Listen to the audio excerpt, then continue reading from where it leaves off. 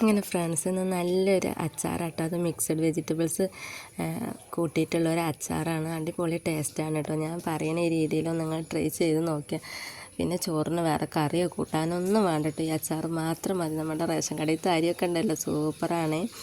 അപ്പോൾ അങ്ങനെ welcome back to my channel. എൻ്റെ ചാനൽ സബ്സ്ക്രൈബ് ചെയ്യാതെ കാണുന്നുണ്ടെങ്കിൽ ഒന്ന് സബ്സ്ക്രൈബ് ചെയ്ത് സപ്പോർട്ട് ചെയ്യാം കേട്ടോ. അപ്പോൾ എന്തൊക്കെ ഇൻഗ്രീഡിയൻസ് ഒന്ന് കണ്ടു നോക്കിയാലോ.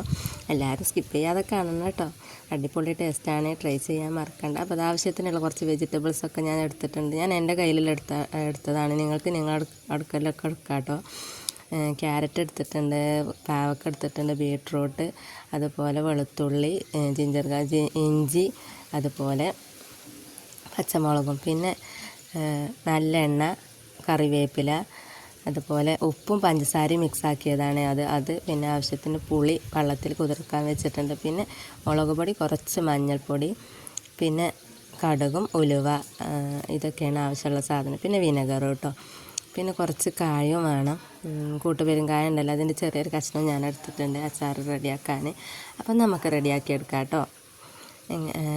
നമ്മൾ ചട്ടിയൊക്കെ അടുപ്പത്ത് വെച്ചിട്ടുണ്ട്. അത് ചൂടായി വന്നപ്പോൾ അതിലേക്ക് നമ്മൾ നല്ലെണ്ണ ഒഴിച്ചെടുത്തിട്ട് അത് ചൂടായ ശേഷം അതിലേക്ക് കടുക് പൊട്ടിച്ചെടുക്കുക കേട്ടോ. അങ്ങനെ കടുക് പൊട്ടിച്ചിട്ടുണ്ട്. ഇനി ശേഷം നമുക്ക് ഉലുവയും പൊട്ടിച്ചെടുക്കാം. അതിന് ശേഷം നമ്മുടെ മസാലപ്പൊടികളും കറിവേപ്പിലയും ഒക്കെ ചേർത്ത് കായും അതിൻ്റെ കൂടെ ചേർത്തിട്ടുണ്ട് കേട്ടോ. അതൊന്ന് ചൂടായി വന്ന ശേഷം നമ്മൾ വെജിറ്റബിൾസും അതിൽ ചേർത്ത് നല്ലപോലെ ഒന്ന് മിക്സാക്കി എടുക്കാം കേട്ടോ.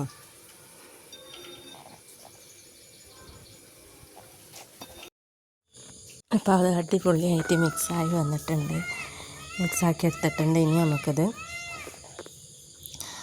കുറച്ച് സമയം അതിൽ വെള്ളം പൊടിയാൻ വേണ്ടിയിട്ടുള്ള ടൈം എടുക്കാം കേട്ടോ.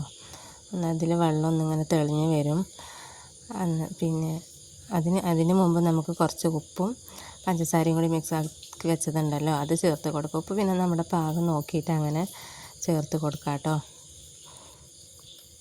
അപ്പോൾ കണ്ടോ, ഏകദേശം വെള്ളമൊക്കെ വന്നിട്ടുണ്ട്. ആ ഉപ്പ് ചേർത്താൽ തന്നെ അതിൽ വെള്ളം വരും. അപ്പോൾ ഇനി നമുക്ക് പുളി പിഴിഞ്ഞതുണ്ടല്ലോ, കുതിർത്തി വെച്ച് പിഴിഞ്ഞത്, അത് ചേർത്ത് കൊടുക്കാം. ഇനി അത് ചേർത്ത് കൊടുക്കട്ടെ. അപ്പോൾ അതിന് ശേഷം സുർക്കയും ചേർത്ത് കൊടുത്തിട്ടുണ്ട്.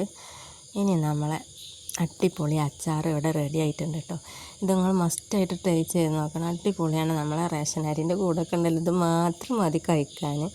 അപ്പോൾ അടുത്ത വീഡിയോ ആയിട്ട് വരുന്നത് വരെ നിങ്ങൾ വെയിറ്റ് ചെയ്യുക. അടിപൊളി വീഡിയോ ആയിട്ട് ഞാൻ വീണ്ടും വരും കേട്ടോ. അപ്പോൾ സബ്സ്ക്രൈബ് ചെയ്യാൻ മറക്കണ്ട, കമൻറ്റും ചെയ്തോളി കേട്ടോ. അങ്ങനെ താങ്ക്സ്.